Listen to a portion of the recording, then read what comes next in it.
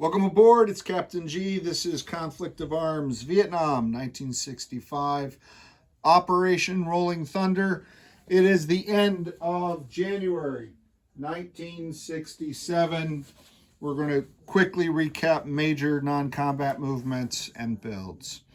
So the Saigon garrison moved out to do a forward defense here at Vinh Long, thinking there was, if this force moves into the city, then they'll cut them off, or they can reinforce with this force and try to take this tile, and Saigon's protected. They did shift some guys along the frontier, reinforce these tiles, setting up permanent garrisons, more or less. Dak Lak. And then they moved up some forces here to the border frontier and sent this with the infantry here to reinforce. The U.S., I'll skip ahead. The U.S. brought this Marine in. They didn't want to leave him alone, isolated, so they brought him in because he could take advantage of the air cav units. 3 air cav, only 1 infantry, 1 Marine. So now that entire force can move as a mobile offensive weapon, and they can also, with this Ranger, defend against any sapper attacks on the infrastructure down here. That force remained holding this tile. Didn't want to expose anyone down here to the VC. They can't attack into Cambodia yet. Brought the Marines back into the river tile, as well as this air cav up from Saigon, and the large transport helicopter dropped off the ROC Marines in this tile and then went back here. The intent is to do a blocking force to keep the VC and NVA forces separate outside of the perimeter from Hue. For the forces up here in Laos, they brought those infantry and supply down, so that one more turn they can bring these guys into the fire base, into the city where the supply depot is, or they can actually attack into this tile if the North doesn't keep it reinforced. They also sent some additional infantry down to this river tile based on the continued threat of the North Vietnamese. Since I'm up here, I'll do the North Vietnamese. Continue to shuck everything south, supplies, troops, equipment, but still keeping forces in these tiles now, reacting to the threat posed by the Laotian royalists. They also brought their trucks back so they can pick up AA guns, pick up supplies, pick up what's being built, and continue to shuck it to the border and into the Ho Chi Minh Trail. They brought 2 of their sappers down to this tile as well to either continue to threaten this fire base or be within range of either of these tiles that the North or the VC wish to hit. And then the VC reinforced, continued to bring their forces down out of Cambodia and try to figure out a way to make their push towards Saigon for that victory condition. So those are the reinforcements. Let's quickly place units. The U.S. purchased 5 infantry and 8 supplies, so that's 13 units plus their Anzac 14. But they are log jammed here in deployment zone 2 because they couldn't bring these guys to the one and only port, so that's got to be repaired before they can move anything. So that reduced where they want to put things, where they're able to. So Anzac goes in here, and then in deployment zone 1, we're going to do 2 infantry and a supply, 2 2 infantry and a supply, 2 in 1. That's where Hue is. They're doing the 1 infantry and 2 supply in deployment zone 3. 1 infantry and 2, 3 supply in deployment zone 4 across from Saigon. And 1 infantry, 1 supply here in deployment zone 5. Oh, yep. I thought I wrote that down wrong. And 2 supply up here at 1. So 2 infantry, 2 supply to come in to reinforce Hue. Maxed out these, and then because of the log jam at 2, had no choice but to put them there. Their only port that they're available is down here. So they're going to need their South Vietnamese allies to hold on to that city.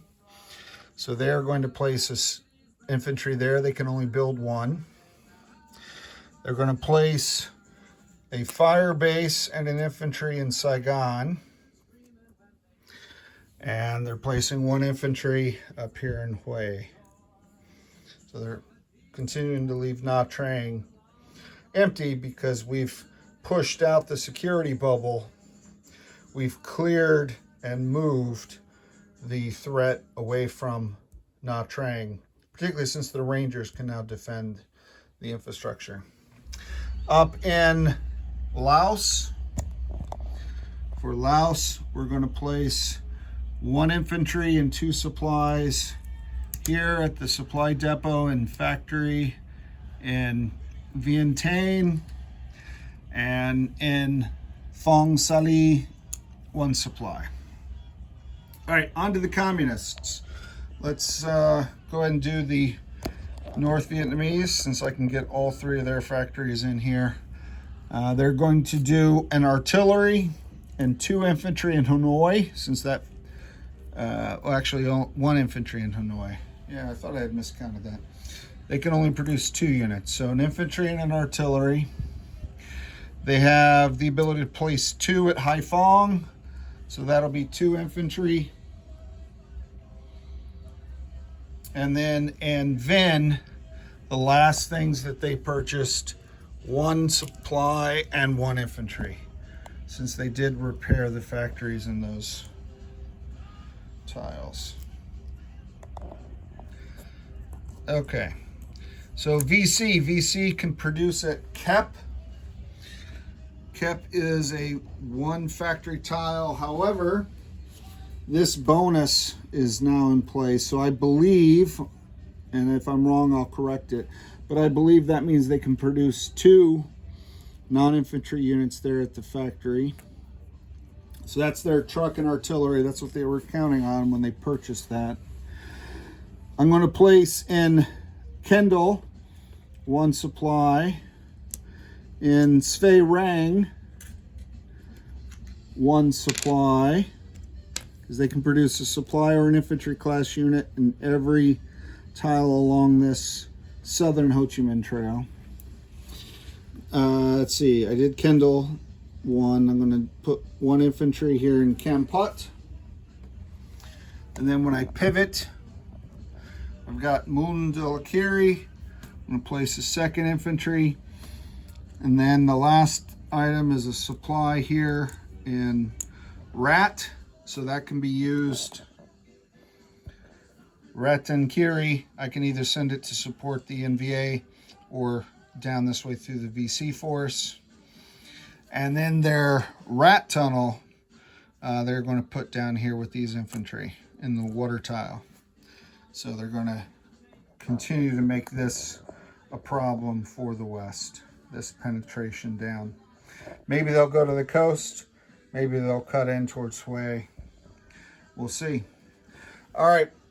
So that clears off everything except for the Chinese Lend-Lease. The Chinese Lend-Lease for the NVA is up here at Dien Bien, all the way in the north. Infantry, sapper, supply, and an engineer And then for the VC, as we had corrected, that comes via ship to KEP, which is very nice for them. That gives them a large force right when they need it, right where they need it, as opposed to trying to work its way down the Ho Chi Minh Trail. All right, so for income, oh wait, before we do that, we have to roll. We got to roll. So 1, 2, 3, that's Cambodia. 4, 5. So they have 5 zones under communist control. They need a 5 or less to force civilians to fight for them. They got a 2. Well, they've been pretty good. So they're going to put that here because they control that tile. All right, so that reinforces their tile and further threatens that city. All right, let's move up here. Let's take a look at the CP income. All right, so first, let's do the U.S. They're at their standard 26. The South Vietnamese have 11 for the South Vietnamese portion contribution of the shared defense, 9 for Laos. Again, it can be spent in either way. For the VC, they have a base of 12. 6. Oh, here. Base of 12. They have 6 of the bonus tiles. And that was for something else. That was in case they couldn't build at KEP, but I reread it. I believe they can. All right, and then the MVA 15. 15, okay? And then next turn is July of 1967. We'll review the events, if there are any. We will re-roll for Order of Nations in combat based on their ending combat initiative. And also the communists and the U.S. will both get to roll a influence for free. An influence for free for both sides. And then these Chinese engineers will also get to roll to try to do some free repairs. All right, so that's it for January 1967. Join us next turn as we start July of 67. This is Captain G, over and out.